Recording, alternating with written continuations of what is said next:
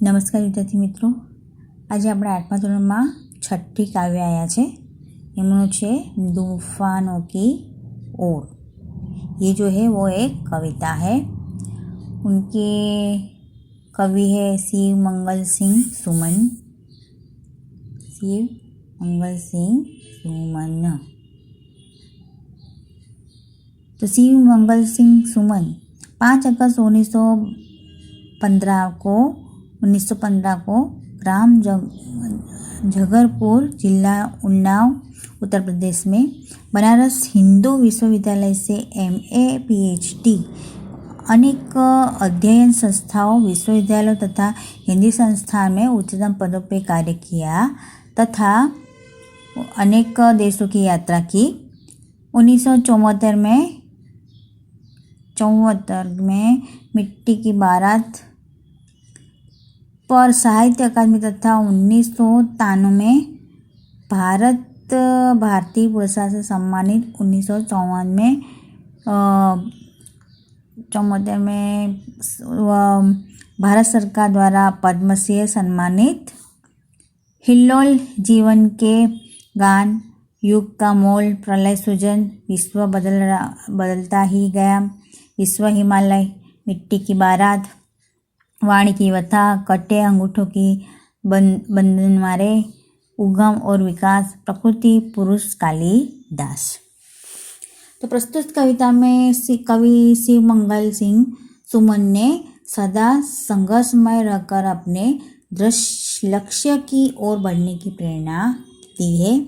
जिस तरह आग में रहकर सोना निखरता है, उसी तरह बाधाएं हमें जीने की नई राह दिखाती है तथा आगे बढ़ने के लिए हमारे इरादों को मजबूत बनाती है।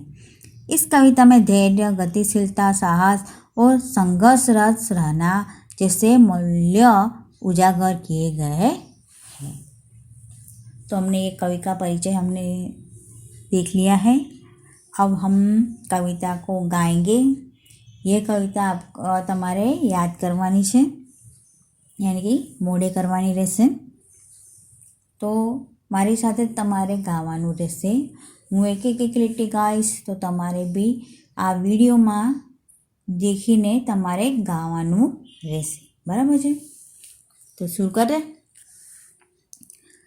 तूफानों की ओर घुमा दो नाविक निज पतवार, तूफानों की ओर घुमा नाविक निज पतवार, आज सिंधु ने विष उगला है, लहरों का यौवन मचला है, आज हृदय में और सिंधु में साथ उठा है जवार, तूफानों की ओर घुमा दो नाविक निज पतवार, लहरों के स्वर में कुछ बोलो, इस अंधर में साहस तोलो, कभी कभी मिलता जीवन में तूफानों का प्यार, तूफानों की ओर घुमा दो नाविक निज पतवार।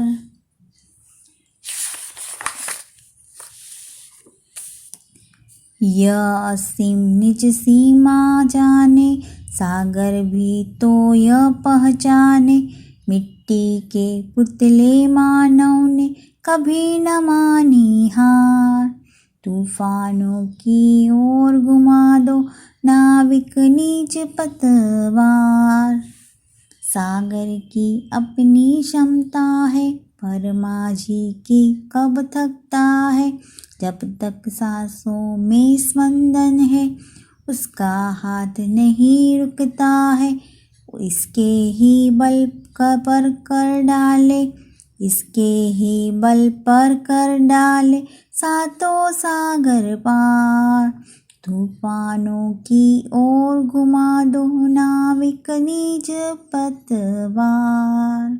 बराबर? तो आ रागथी तमारे कविता गावानी रहेशे। हवे आपणे आने काव्य समजूती आपणे जोई लईए।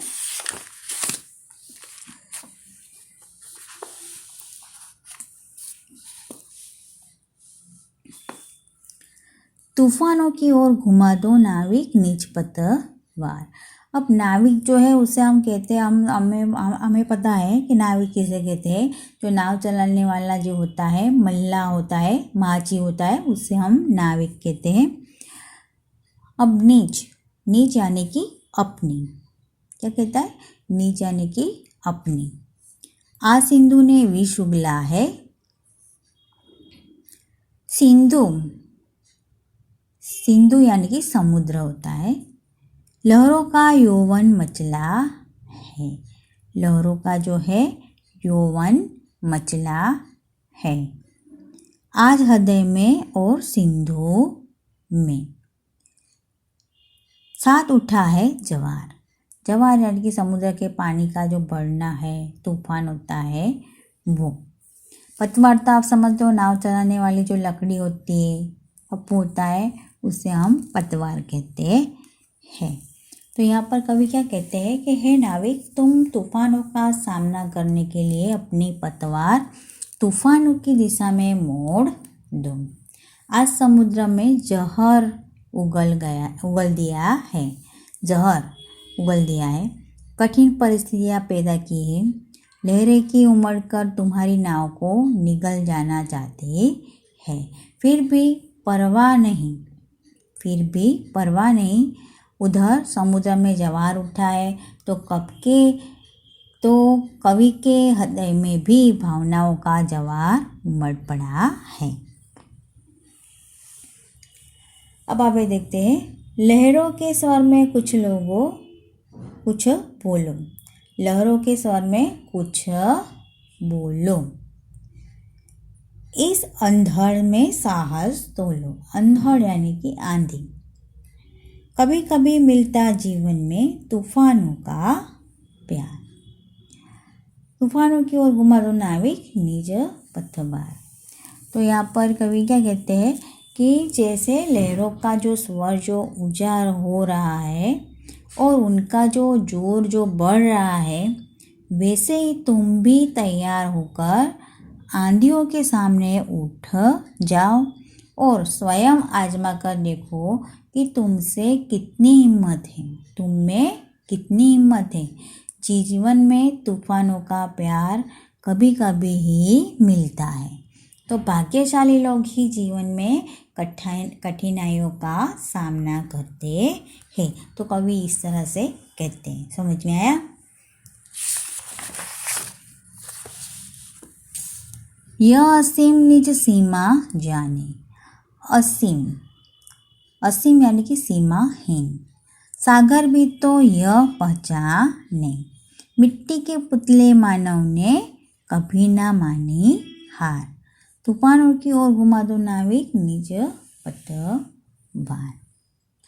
अब यहाँ पर कवि ये कहते हैं कि यह समुद्र और वह तूफान, एक तरफ जो समुद्र है और दूसरी तरफ जो है तूफान, आज असीम दिखाई दे रहे हैं, तो इनका सामना शायद ही कोई कर सके। तो लेकिन मनुष्य सब कुछ कर सकता है, मनुष्य जो है सब कुछ कर सकता है। तो है नाविक, तुम अपनी नाव लेकर चलो और सागर को भी बता दो कि मानव मिट्टी का पुतला है, वह समुद्र के सामने हार नहीं मानेगा। मनुष्य ने कहीं भी अपनी हार नहीं मानी।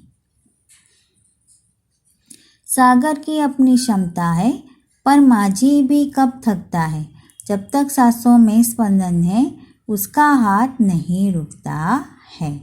इसके ही बल पर कर डाले सातों सागर पार। तूफानों की ओर घुमा दो नाविक निज पतवार। अब क्षमता जो होता है वो उसका मतलब होता है शक्ति, सामर्थ्य, और माझी जो है होता है वो नाविक, और स्पंदन यानी कि चेतना, धड़कन, और बल पर यानी कि सहारे। तो यहाँ पर ये कवि क्या कहते हैं कि समुद्र के पास जो उसकी अपनी लहरों की जो शक्ति है, वह माझी के पास भी हिम्मत है। माझी जो होता है उनके पास भी हिम्मत है, आत्मविश्वास है। वह थकता नहीं जानता, वो थकना नहीं जानता। जब तक नाविक की सांसें चल रही है, तब तक वह अपनी नाव आगे बढ़ाता ही जाएगा। हे नाविक, तुमने अपनी हिम्मत और ताकत के सारे 7 समुद्र पार कर डाले हैं, तो अपनी नाव के साथ इसी प्रकार आगे बढ़ते रहो। तो हे नाविक, तुम अपनी पतवार तूफानों की ओर घुमा दो। तो यहाँ पर ये हमने ये काव्य समृद्धि जो है वो आपको मैंने समझा दी है। इसके शब्दार्थ जो है वो लिख लेने हैं और ये काव्य आपको लिखनी है अपनी कॉपी में। और यहाँ पे आपको कुछ विकल्प आपको देंगे जिसके जवाब आपको देना होगा, ठीक है। जो आपको आपका हर समय हम आपको एक वीडियो होता है जिसमें आपको MCQ जो दिए जाते हैं उनके आंसर आपको खुद ही देने हैं, ठीक है। तो यहाँ पर मैं अपना ये पूर्ण करती हूँ।